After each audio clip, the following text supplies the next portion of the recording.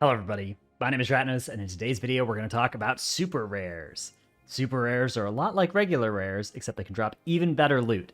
So for those who don't know, Dragon Isles are full of a bunch of mobs that seem like rares, but are actually just bonus event mobs that can be killed once per character, I think, and only drop loot once per character kill.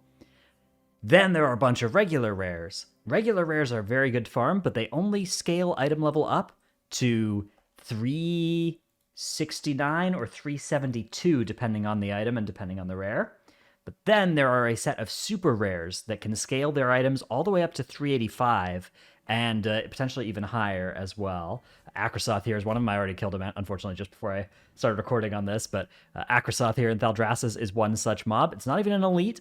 It has a very short spawn timer, spawns right here, and it can drop very high item level. The caveat here is that the item levels are scaled based off of your character. So in order to see the high item level pieces, you have to already be high item level on that character. That means it's something that you do after doing your Mythic Zeros at least, and after farming the low-hanging sources of gear. But it is a way to get some even higher item level gear in these 2 weeks before we get to the actual rated M Plus being available, and get yourself some potentially 380 stuff in order to do this. So here's a list of the rares. You can see exactly what each of them can drop, because the way that these work is they can drop you items that do not work for your character. They can drop, like if you kill Turboris, it could drop leather boots, and you could be a non-leather wearer. It could drop plate legs, you could be a non-plate wearer. All of that can happen. Or it can drop you a Primal Ritual Shell, which is a rather nice trinket that pretty much anybody can use. And that, again, could go all the way up to... Let's see, somebody just linked it in my guild. Yeah, somebody got it at 379, for instance, recently. And again, these things scale off of how much item level you have. So if your item level goes up further from there, you can get these items to an even higher item level. And, you know, that's potentially a pretty good thing to be doing over these couple of weeks if you are the kind of person who is focusing on one character and you really value having it be as strong as possible going into the raid week.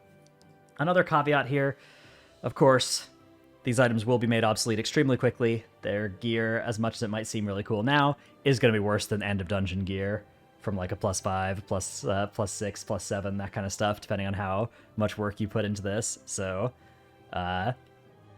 it's a heavy diminishing returns of your time to be spending it doing something like this, but it's better than nothing potentially. So if you're in a very high-end guild and you're interested in optimizing for raid, this can be something that falls into that category. Also, if you just like, I mean, the thing is, there's kind of not much else to be doing right now in the game that makes your character more powerful, so this is a good option for that. Now, there is a weak aura that I'll put in the description below as well that does put all of them on your screen. It's a very big weak aura. You can go into the custom options for each rare and change the text that gets shown a little bit if you want to make it a little bit less bulky. You can also make it load never, or you can make it load only on your main character. And the way that this will work is it'll highlight in orange the super rares that are available in the zone that you're currently in. So that can be a way to do that, and then you can kind of look around. You can look in Group Finder. You can try and find groups for either for just looking around for super rares in general, or for specific ones that have an item that you're especially interested in. And yeah, that's all I think I got for this video.